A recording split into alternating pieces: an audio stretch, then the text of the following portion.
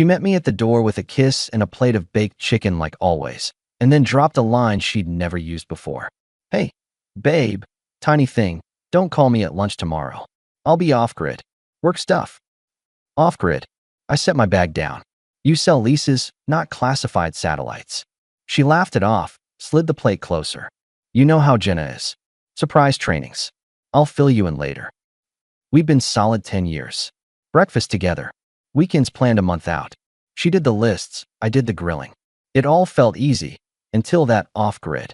It was like hearing a neighbor whisper your name through the wall. I ignored it. 8. Told her I'd hit the gym early. She told me about a funny customer, kissed my shoulder, and switched the topic when I asked where she'd had lunch. If I'd known where all that was headed, I would have poured the wine back into the bottle and learned to like black coffee. Next day, I took my usual table at Lou's, a small cafe 2 blocks from the shop. Turkey club, sweet tea, 10 minutes to stare at traffic and reset. Halfway through the sandwich, a woman stepped up to my booth like she'd practiced it and sat across from me. You're Nate, right? I looked up. Early 30s, sharp jacket, hair pinned like she'd just walked out of a meeting. Pretty in a way that looked expensive even without a label. Do I owe you money? I half smiled. She didn't return it.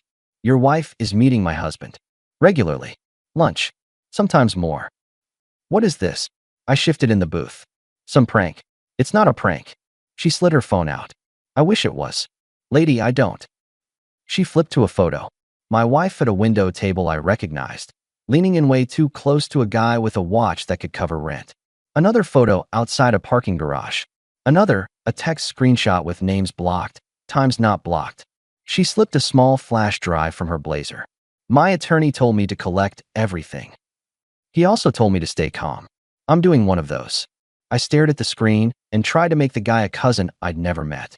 That could be. Save it. She cut me off without heat. I'm not here to blow up your life at lunch. I'm here so you don't stand in your kitchen tonight and thank her for reheating food while she drafts excuses on her phone. I set the sandwich down. This is insane. It is. She breathed out once. I'm Maya. I leaned back. So why me, Maya?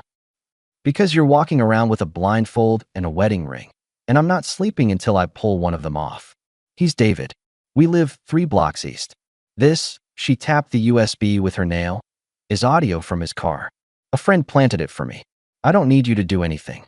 In fact, my attorney asked me to ask you to do nothing tonight. Don't confront. Don't tip them off. Let me file first. You put a bug in his car? I rubbed my jaw. That's a lot. Finding out your life is cosplay is a lot. She held my eyes. I'm sorry to hit you like this. I didn't want you clapping for a play you didn't audition for. I don't believe you, I said, because that line felt safe, even while my stomach turned. We've been married 10 years. No flags. No drama. Then I envy you for this hour. She slid a folded paper across the table. Times. Places. Don't call her out. If you need to talk, call me. If you want to hate me, wait until after you listen to track 3. I laughed once without humor. Track 3. You'll know it when you hear it. She stood. And Nate, don't warn her. Please. I didn't stand. Didn't shake her hand. I took the paper and the drive and watched her walk out like someone who'd done the math and accepted the answer. At work, I went through motions. Calls blurred. A forklift beeped somewhere in the back. My buddy Josh poked his head into my office around 3. You look like a truck hit you, he said. You good? I'm fine, I said to the spreadsheet. Just tired. Right? And I'm a ballerina. He tossed a stress ball toward me. We still on for Saturday? Game at my place. Maybe. I'll let you know. The rest of the day, I just focused on not calling my wife.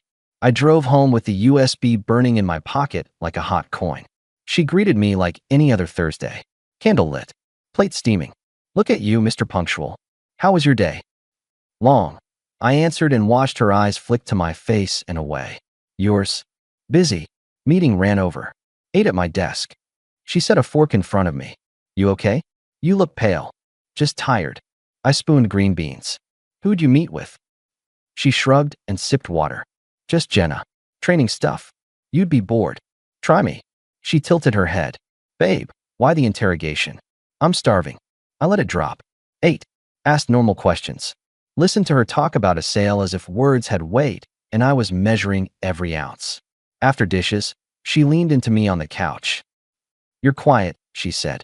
"You told me not to call you at lunch," I replied, lightly. "So I'm saving my words." She chuckled, kissed my shoulder again, scrolled through her phone, and turned a little when I leaned to see the screen. It was small. People make mistakes when they're relaxed. She made two. I didn't mention it. That was my first line in the sand, silence with eyes open. Night came. She asked if I wanted to watch something. I said I had reports to finish. In my office, door cracked. I plugged the USB into an old laptop I use for invoices and heard my wife's voice in a car that wasn't ours. "He never asks," she said, sounding tired and very awake at the same time. "He just trusts." David's voice, smooth. "He sounds decent." "He is. That's the problem. He doesn't do the game." They laughed low. I clicked to track 3. "I swear he'd thank me for being late if I said I was helping a coworker," she kept going. "He's gentle. Predictable." "Predictable is useful," David replied. "For both of us." I closed the laptop and sat there. It wasn't the closeness. It was the language. I wasn't a partner. I was a tool.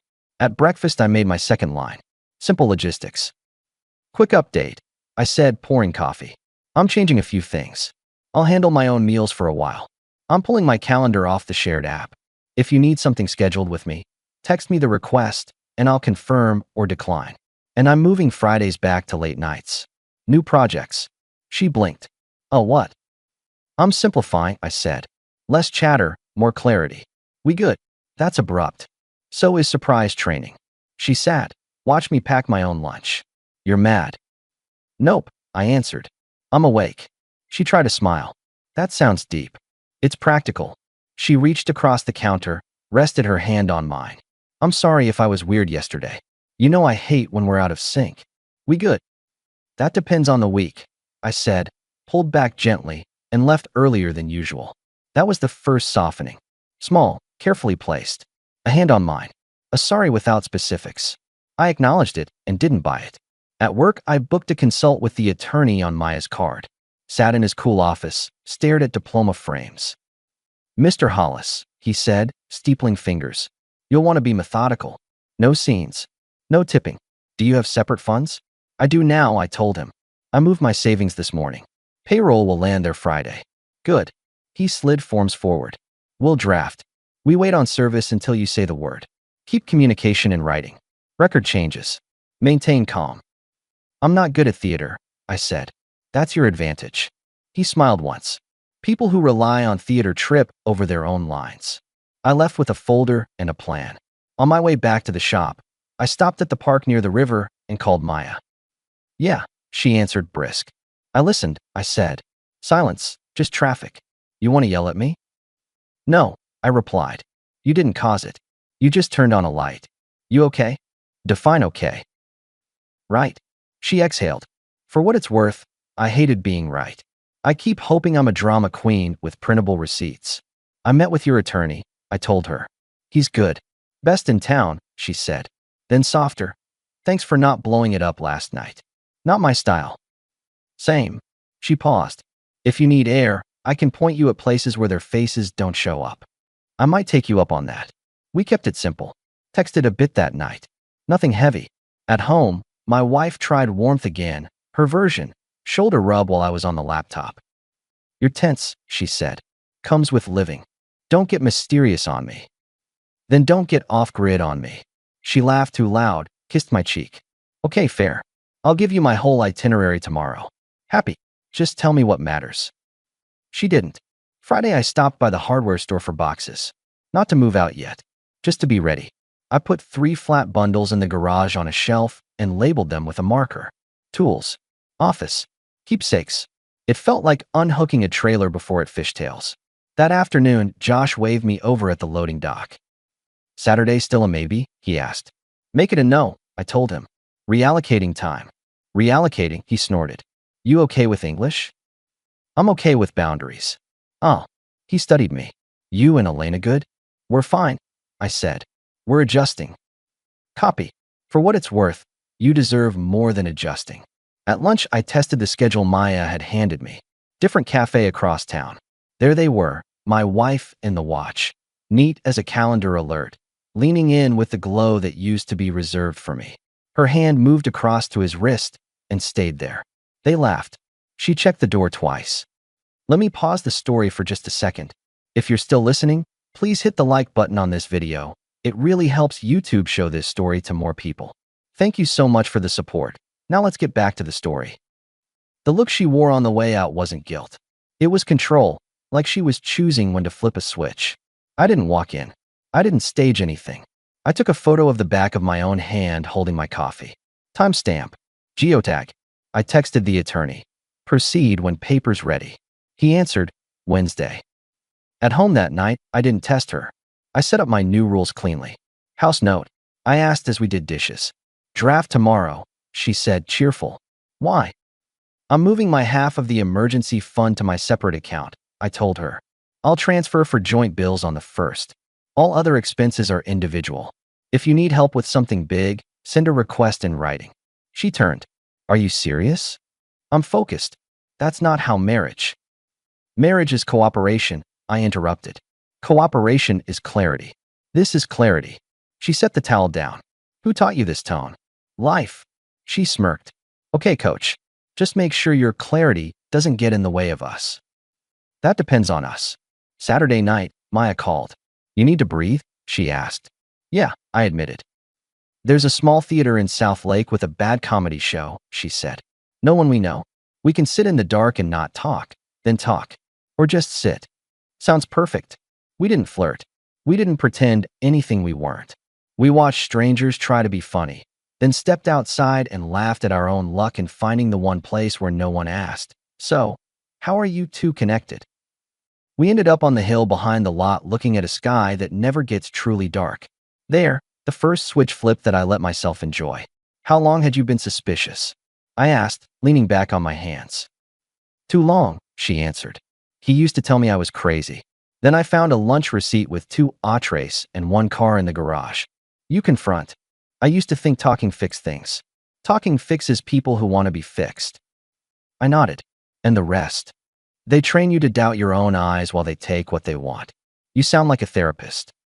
I pay 1, she said dryly. He says I'm not a fool. I don't feel smart. You feel awake. Some nights. She smiled slightly at the sky. We're doing this out of order, you know.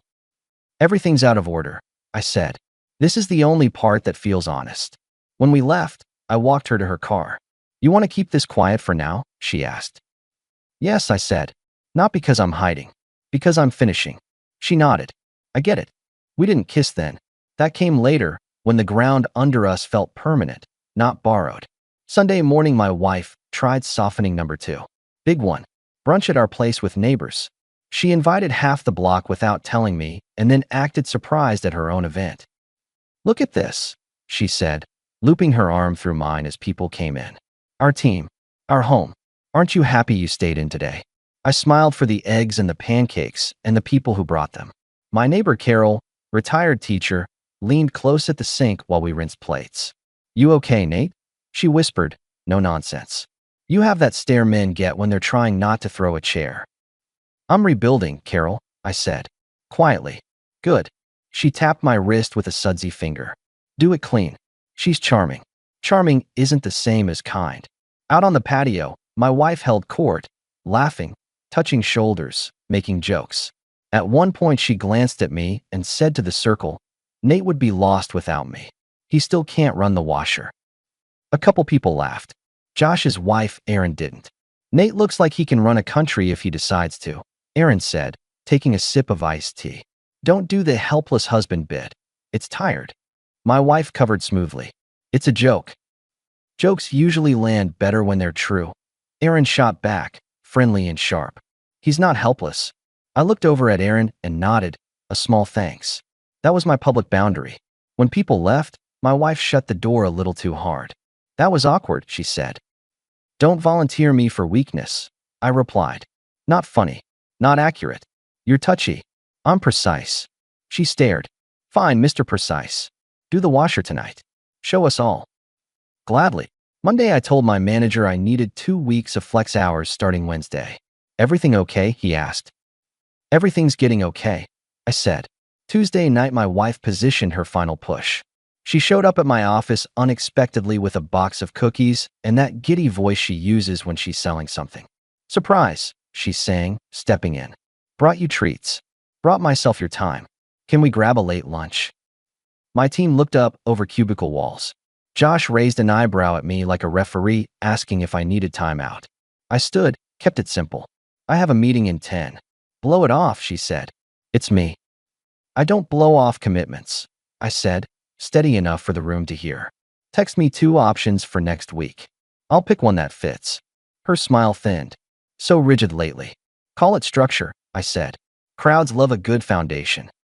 She recovered, laughed like it was all a gag, hugged me in front of the room, whispered in my ear, "Stop being dramatic," and left cookies on the desk like a trophy. Josh wandered over. "You handled that," he said. "Bless this boundary era. Feels like washing out a cut with cold water," I answered. "Hurts. Necessary." Wednesday morning the attorney texted, "Documents ready. Service staged. You in?" "In," I texted back. Then I rented a small furnished house on Birch Street month to month. 1 bedroom, clean floors, porch that faced west. I bought a cheap grill off a classifieds page and put it in the truck. I told no one except Josh, who helped me move a couple boxes after hours. "You sure?" he asked, setting my drill on the counter. "I'm done letting someone narrate me," I said. "Copy." He clapped my shoulder once. "Say the word if you need muscle. Or beer. Or both." Thursday night, I told my wife I'd be late Friday. "Working again?" she asked, distracted. "Finishing," I said. "Finishing what?" "You'll see." Friday morning. I left an envelope in the hall desk. Keys, my new address, a printed note with 3 lines. "Bills, I'll pay my half on the 1st. Communication, email only. Meeting, unnecessary." No speeches. No inventory of pain. I put my clothes, tools, and photo albums in the truck. I looked once at the wall where our pictures used to hang, and then at the small wind chime on the porch. I didn't take it. Let the house keep one voice. At noon I met Maya at a diner 2 towns over. "You look lighter," she said, reading my face like a blueprint. "I moved out," I told her. She nodded, eyes wet for a second and then dry. "I served him the papers at his office," she said. "He texted me question marks. Like punctuation could buy time." "Mine'll be seeing hers today," I said. We ate. We talked about nothing.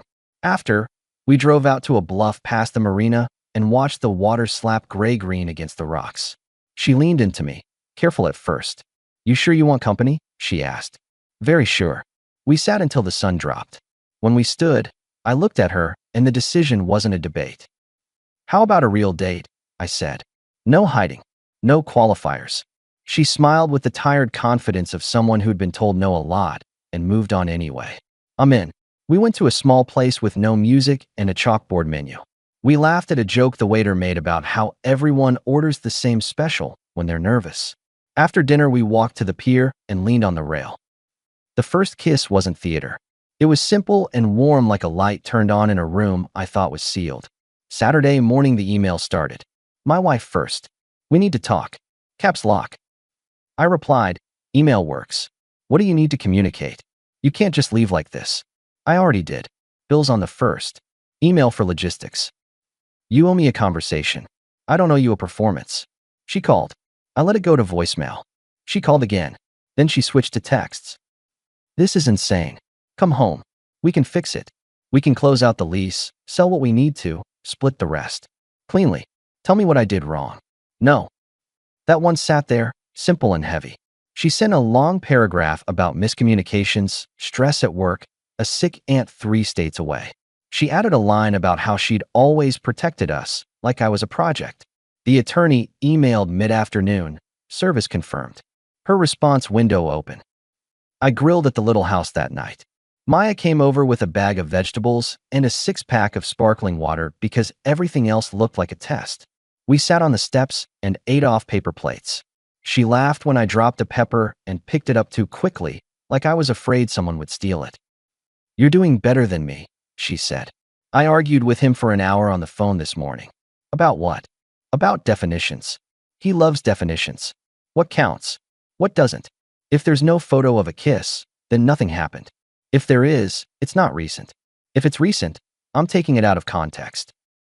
Context is a great word for people who hate plain meaning, I answered.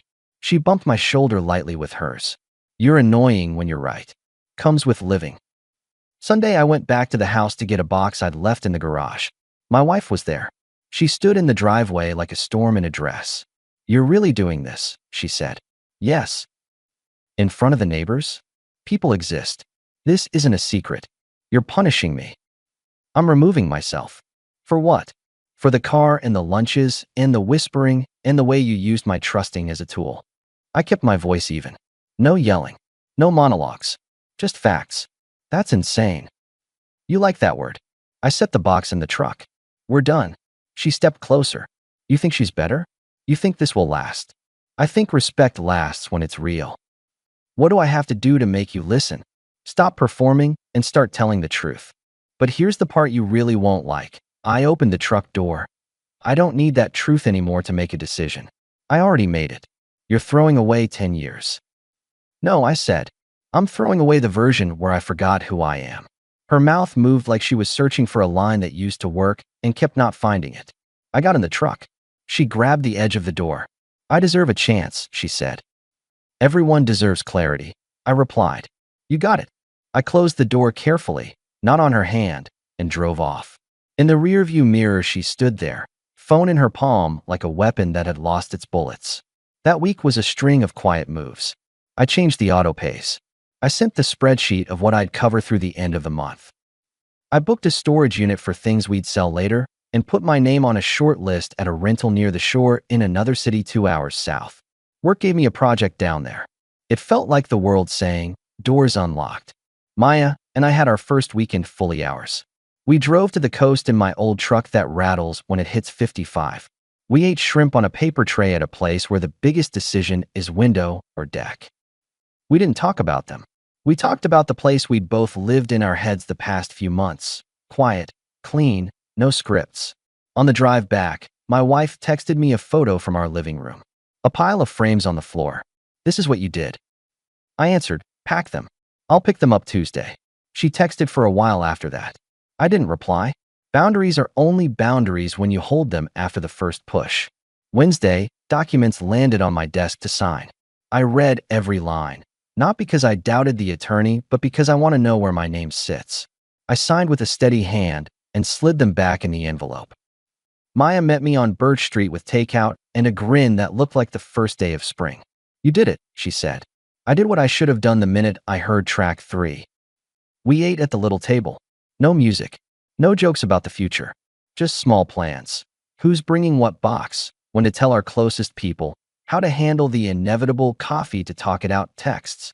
Then we went for a walk to the park where the softball teams practice at dusk.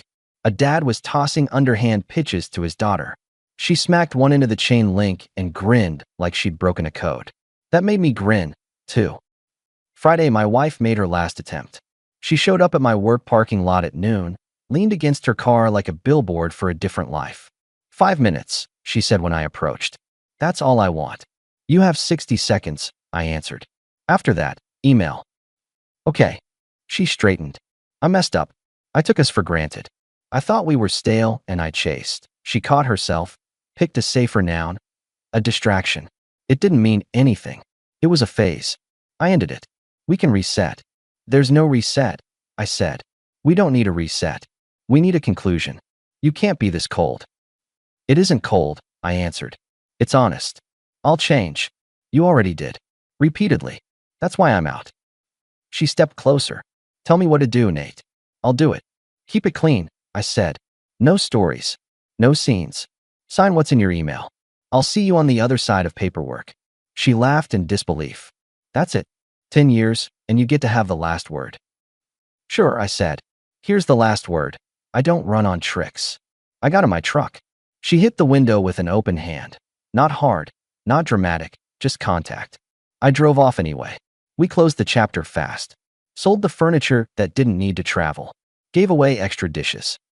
Transferred the lease. My half of the equity from selling the house landed 2 months later. I wired part into a down payment on a small place south by the waterline, blue shutters, a garage big enough for my tools and Maya's bikes. I bought an older pickup that starts every time. I learned the names of the neighbors who wave whether they know you or not. Work moved me to a regional role with more pay and fewer meetings. Josh texted me a photo of his kid holding a Go Nate sign the day I left. He thinks he's funny. He is. We talk on Sundays. Maya and I built routines that don't need passwords or secret calendars. Breakfast on the back steps. Bad karaoke at a bar where the bartender calls me sir and still cards Maya because she looks younger than she is. Star walks when we don't feel like talking. All the light, none of the stage. As for Elena, last I heard, she moved into a smaller place nearer the office and started showing up to neighborhood get-togethers less. People stop asking about you when you stop being a good story. That's not cruelty. That's how attention works. Erin bumped into me at the hardware store last month while we were visiting and shook her head. Your old house is so quiet now, she said. You did right, Nate. You look like a man whose shoes finally fit. I laughed. They were always my size. I was just wearing someone else's laces. It took me one sentence to end something that had been dying for a year. It took me a dozen small decisions to keep it ended. That's the trick no one wants to sell. The big moment matters, but the little daily doors you don't open matter more. So, no drama, no speeches, no begging. I set rules. I enforced them. I left. I spoke one clean line over my shoulder and let the door swing shut. Now I lock my own place at night and sleep like a man who knows who he is. And if you ask me what part of it I'm proud of, it's this. I didn't scream. I didn't barter. I didn't try to win. I just stopped playing.